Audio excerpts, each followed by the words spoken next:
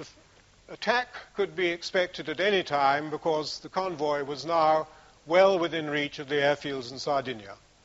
And soon after 9 o'clock, the first attack came. 19 Ju-88s. The fleet air-arm fighters were airborne and gave them a hot reception, and those that got through the fighters met the same barrage that had been put up the night before. None got through to the ships except for one or two near misses. On the other hand, the Germans lost 6 out of 19 of their aircraft, a loss rate which no air commander can afford to sustain for long.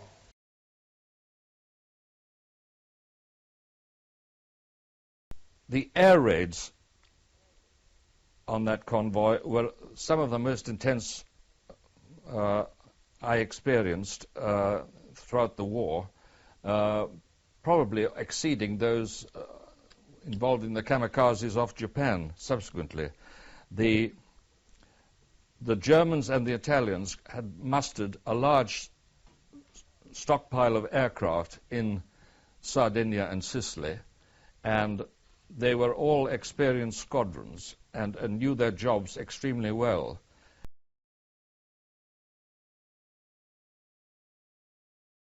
That first attack was clearly an augury of what was to come, and at noon another raid was brewing up, and it was clearly a big one. There were many large groups of aircraft detected on radar coming in. It was indeed the maximum effort that the Italians and the Germans could put on from those 4 airfields in Sardinia. 138 German and Italian aircraft, bombers, with a heavy fighter escort. Every sort of bomber, high-level bombers, dive bombers, shallow dive bombers, torpedo bombers, some aircraft that dropped circling torpedoes ahead of the fleet. These were bowled out because the fleet saw them drop and did an emergency turn 45 degrees to go round them. So we were experiencing hours of bombardment the whole time. The first merchantman, Deucalion, was hit and she sank. The Germans and the Italians must have sent over from 36 to 100 aircraft constantly to attack us all.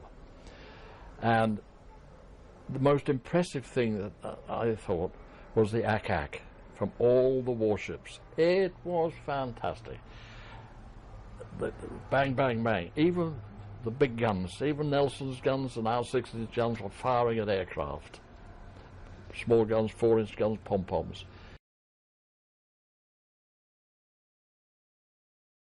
I mean, just at times it was like a black rain cloud. I don't know what word I can put it. Breaking up. There was so much, so many explosions up in the air. It just looked like black clouds separated with little white.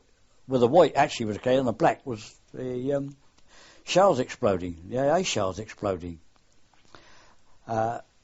You had fighters doing aerobatics. I suppose the idea was to take your mind off, to make them watch them and not notice them. Then you had the German dive bombers.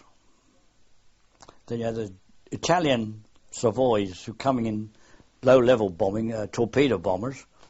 And then you had the Italians doing the high-level bombing. High-level bombing wasn't very successful. Dropped a lot of bombs. I suppose you're bound to hit something. But the dive bombers were something different. I mean, they were Germans, and you say what you like about a German, he's a brave man. And he put his nose down, he came on, don't matter what.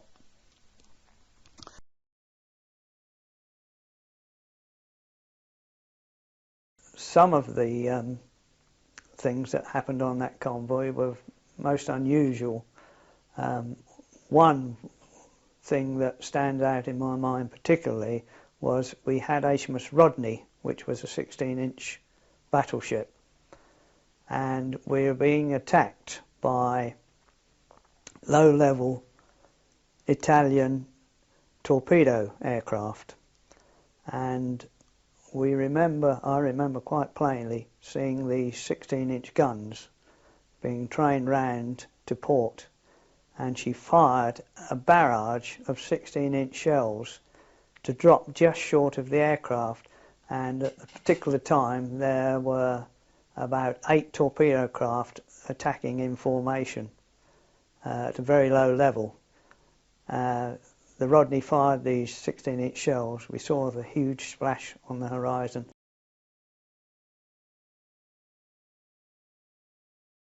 The defense of the convoy itself, initially against these 3-engine bombers, was to set the heavy guns of Rodney to minimum elevation and minimum setting on fuses, and as the circling torpedo bombers on a given signal all turned in to launch their attacks around the 360 degrees of the compass on the convoy, these heavy guns in the fleet would open up, and when these large shells burst very close to the surface of the sea literally boiled up in the face of the incoming torpedo aircraft. A very, very awe-inspiring sight when seen, and quite often they broke off their attacks immediately after receiving the heavy blast from those 15-inch shell bursts.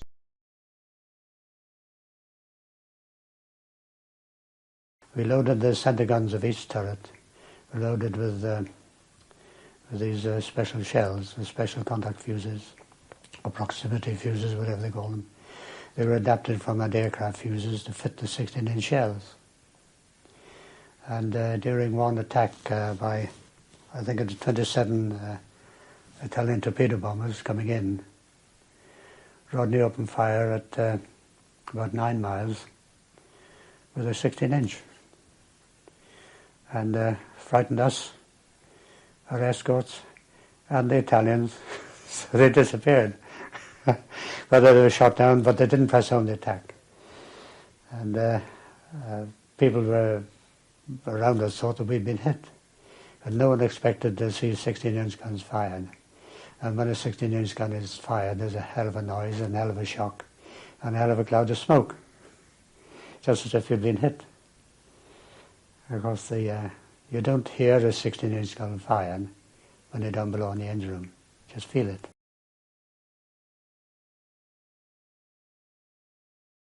The raid was almost over when 2 little Italian fighters made as though they were going to deck land on Victorious, and for a time everybody thought that they were Fleet Air Arm fighters.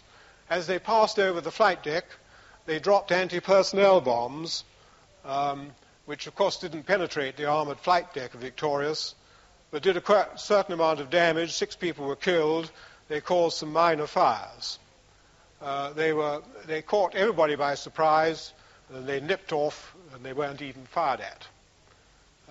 Victorious, with an armoured flight deck, soon got the fires under control and was back in action.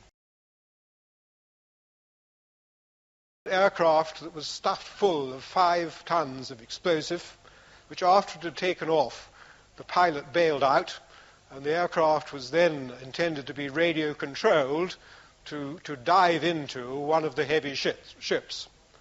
Fortunately for the heavy ships, the radio control failed, and this aircraft droned on until it flew into a mountain in Algeria. But when our turn came to be bombed, they missed us. We shot a couple of airplanes down. So I suppose we were lucky. We were called the Lucky Vic after a while. And indeed, we were fortunate.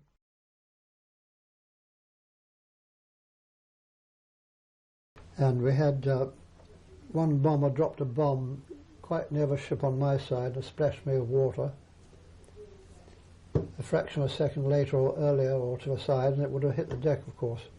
Another time, 2 Italian fighter bombers flew towards us, and no one recognized them, thinking they were Hurricanes. In fact, the captains reported to say, "Oh, our boys will have their fun." Shit! You know, they suddenly realized what they were. Well, they both dropped bombs, they both hit the deck, and neither of them exploded. In fact, I watched for bomb by me sort of hit the deck and gently roll into the sea. I thought, well, if it goes up now in the air, I've had it, because I was sitting on the side with an Oerlikon, spotting for it. And I banged the gunner on the back and said, fire, fire. But of course he was flying low and we were going to hit the other ships, so we had to stop. But no one else fired at them at all. We were the only ones. And the one up forward, he dropped his bomb, and one of the other pilots called out duck, seeing what had happened. And again it didn't explode, you see, so we were very lucky.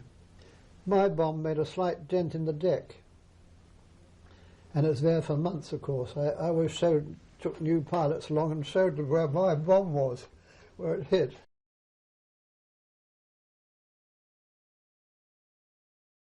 Well, I flew on that convoy with a fellow pilot in 884 Squadron called initials RAF Churchill, who was my section leader.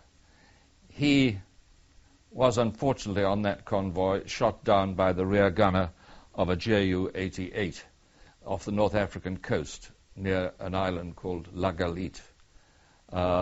He always told us in the squadron that if ever he was taken prisoner of war, he'd be marched through the streets of Berlin with initials RAF and a surname of Churchill. But unfortunately, he didn't survive that particular convoy run. But he was a very, very great character.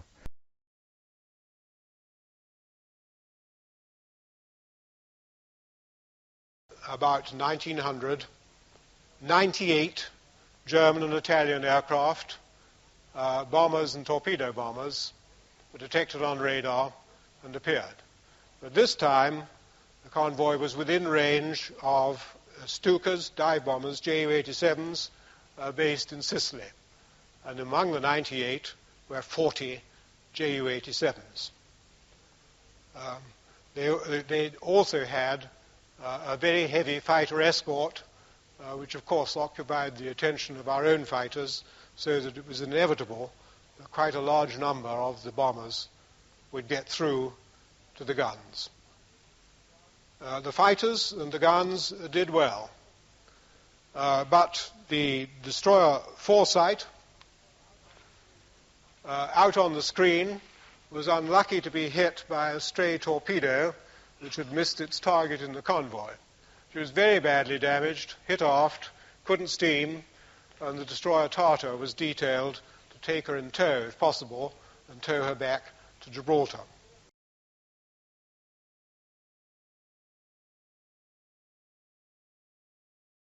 In the meantime, the artillery sunk the Gibraltar, an Italian submarine.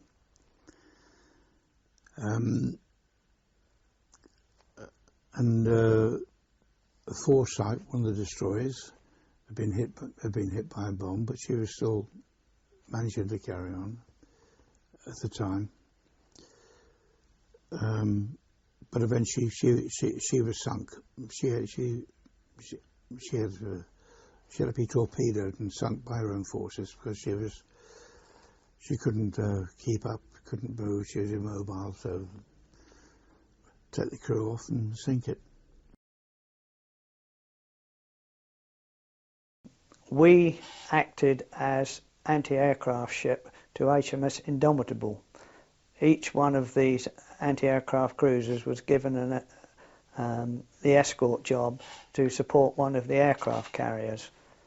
I remember quite plainly seeing HMS Eagle being sunk, and we were very close to the Indomitable when she was hit with bombs and very, very badly damaged. In fact, she had to withdraw because she was so badly damaged. But BB was lucky. She wasn't hit at all. We were bombed quite heavily, but they were mainly after either the capital ships, the aircraft carriers, or the merchant ships. They weren't interested in the smaller vessels. But nevertheless, we saw torpedoes being fired at us. We had bombs dropped fairly close to us. But it was mainly the merchant ships they were after.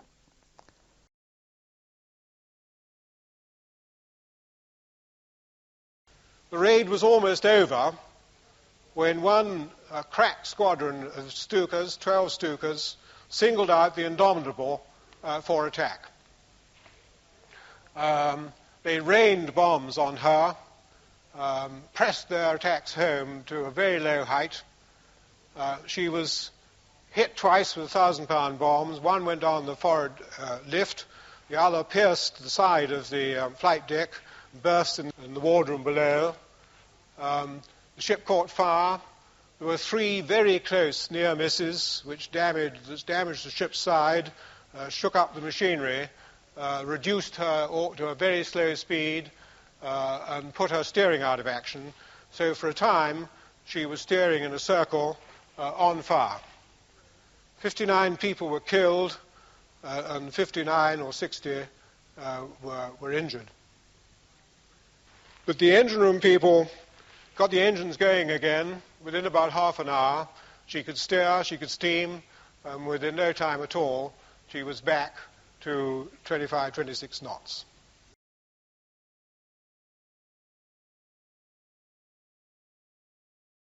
Just before we were about to turn back, we were subjected to a really terrific air raid, and the Indomitable was singled out in that attack by about 17 dive bombers. The numbers, you hear so many different numbers, I didn't see it. I was down below, below the armoured deck, so I didn't know how many there were. But numbers have been quoted as 17, 25, 10, but there were a lot of dive bombers. And they peeled off and selected the Indomitable as their target. She suffered 3 hits, and at one time we thought we were going to lose because she was on fire so heavily.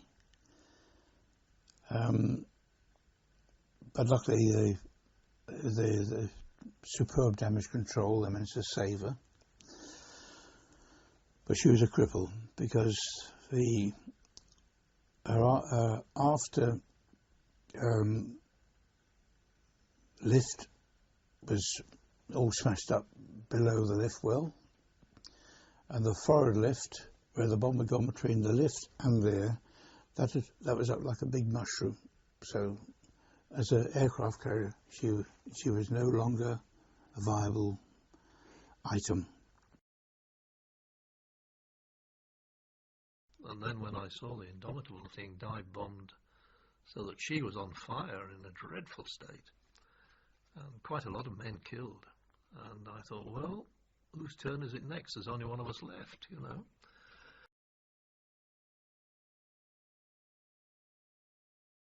I'm not sure when the Indom got bombed. She got badly bombed too, so they couldn't land on her. They were all landing on us. And we had no room for them, so we'd take the radios out, crew out, and throw the aircraft overboard. So there's plenty of good aircraft at the bottom of the Mediterranean at the moment.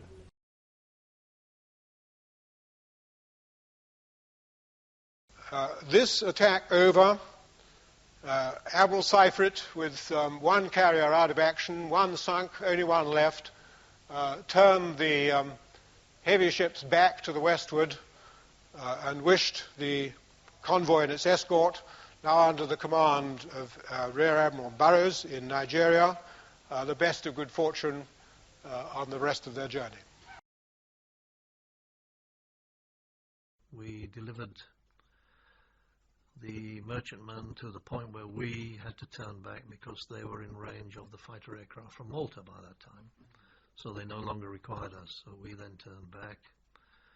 Then 1, 2, 3 cruisers were lost, 2 destroyers were lost, and out of the 13 merchantmen, 8 of those were sunk. So only 5 got through, but that was the convoy that actually sealed the end of the siege of Malta.